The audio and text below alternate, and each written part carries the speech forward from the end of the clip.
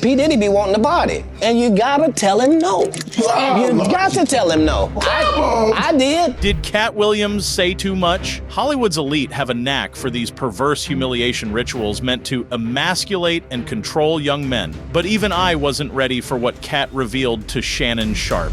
Subscribe to Elites Exposed for more, and just take a look at this. They canceled me for talking about Harvey Weinstein before the thing came out, but he offered to my in front of all my people at my agency. What am I supposed to do? He did all of that. I'm thinking I'm the only black person on the script. I get there, it's 3 other black guys on there. Woo.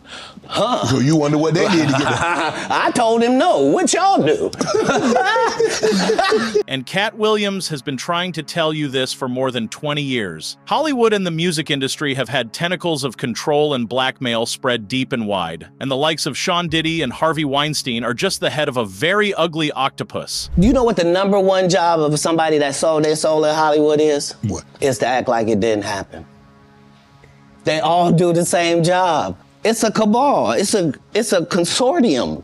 They rock with who they rock with, and they don't with who they don't. But I don't think enough people take a moment to look away and truly absorb the depth of the evil they just stared into when it comes to this kind of blackmail. Because the people that operate it are thinking decades ahead and use every perverted vice you have against you. And here's what's tragic. They only need to find you in a moment of weakness once, and they control and blackmail you forever. If you don't believe me, watch this clip of a Katt Williams stand-up from all the way back in 2004, because he's been trying to tell you something for a long time, even before no one was willing to listen. Motherfuckers be gay in Hollywood, you never fucking expect it.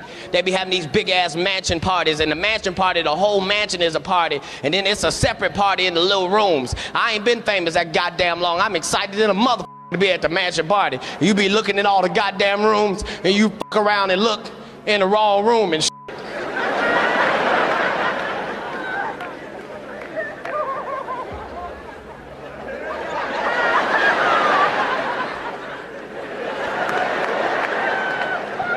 Nick, come here.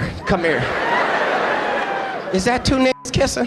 Now, I don't know if you've wondered this like I have, but think about it. Why do so many of these cases and stories of sexual deviance involve men amongst each other, even when most of them are actually straight? Well, here's the dark, unspoken truth. When you're in those dimly lit private rooms and those secret freak-off parties, it's not about lust. It's about a culture of initiation and humiliation rituals, depending on if you're a young guy looking to get his big break, or someone seasoned looking to prove your loyalty to the people up top that sustain you. That's kind of what you see when John Cena inexplicably walks out naked at an unfunny award show, or Terry Crews wears feminine clothing in sketches a little bit too often. In fact, people like Kevin Hart and Dave Chappelle have spoken about this and straight up refused stuff like this before, alleging it's actually a more deliberate attempt to humiliate and destroy their masculine ego for their Hollywood overlords. It all functions like a big cult, and depravity is their idea of worship. It's ultimately about power and control, and in the long shot, it's about keeping a leash of blackmail on them forever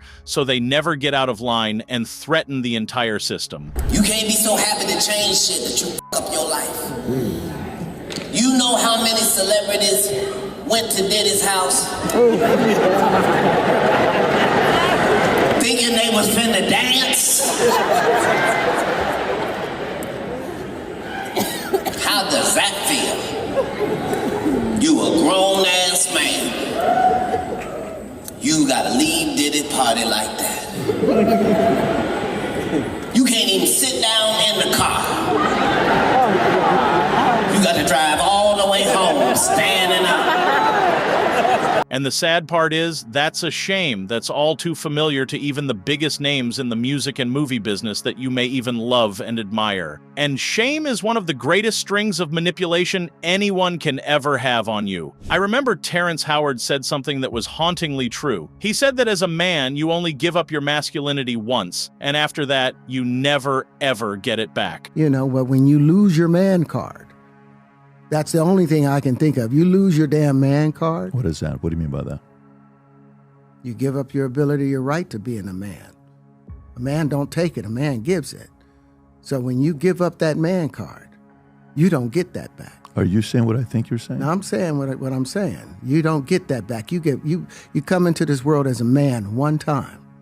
You give up that right for anything, for fear of being hurt, fear of somebody doing something, for wanting to gain something. When you give up that man card right, you lose some spiritual energy that has always been pushing through. Like if a woman gives up her womanly right of being a mother and taking care of her family and do all those things, when you give up those things, but when you give up your manhood, I've never seen somebody recover from it.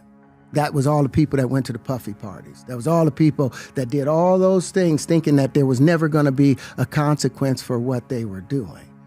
Got punked out and pimped out by some greater desire. You shouldn't have a greater desire than being a man. So I believe that's a big problem with a lot of the actors out there because they get fluid. And next thing you know, once you go fluid, it's gone.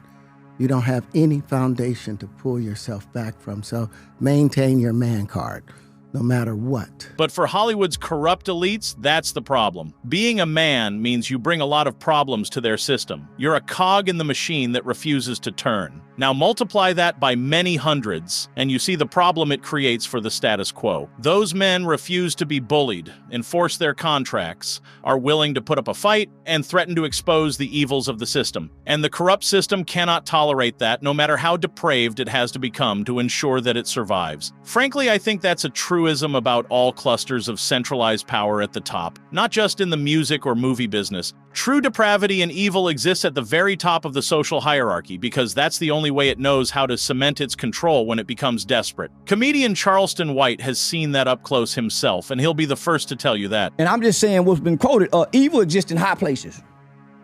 High places and high principalities. Evil don't exist among poor people. But some of the most evil things appear to happen down off in poverty. Nah, that ain't evil. Those are conditions and circumstances that have been created not by your choice. Evil exists at the top. Evil gets to decide which military drop bombs. That's evil. The destruction and disaster that these men can cause, and they never touch a battlefield, that's evil. They're sending other people children. That's evil. And if you think about it, that's perhaps the truest thing ever across history. The only difference is that evil of this kind is much more difficult to hide in the modern age. That's exactly what you've seen over the last decade, as every single year has become a cascading collapse in the reputation of Hollywood and the music industry, as people realize the people up top have the same instincts of greed, lust, and hedonism as the rest of us, except it's multiplied by 1,000. But let me know if you agree, and subscribe to Elites Exposed for more.